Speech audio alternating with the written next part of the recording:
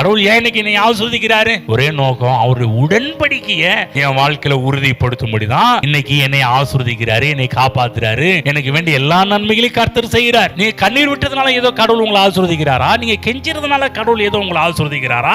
நீங்க ஏதோ நல்லவர்களாக இருக்கிறதுனால கடவுள் உங்களை ஆசீர்வதிக்கிறாரா? அப்படிலாம் நேரத்துல போடல. ஏன் கடவுள் என்னை ஆசீர்வதிக்கிறார்? எதுக்காக கர்த்தர் என்னை ஆசீர்வதிக்கிறார்? நல்லா புரிஞ்சுக்கணும். இந்த இடத்துல நம்மளை கொண்டு வந்து விடக்கூடாது. அவருடைய உடன்படிக்கை நிமித்தமாக.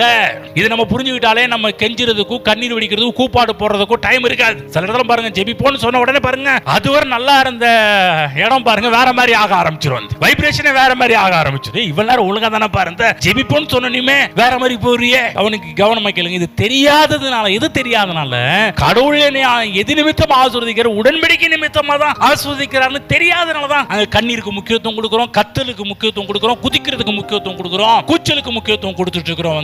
இது கடவுள் இதெல்லாம் பண்ணா இதை கொடுப்பாரு நினைச்சிட்டு நல்லா கவனமா கேளுங்க. கடவுள் ஏன் இன்னைக்கு என்னை ஆசீர்வதிக்கிறார்? ரீசன் இருக்குது, உடன்படிக்கை நிமித்தமாக. சொல்ல, உடன்படிக்கை நிமித்தமாக.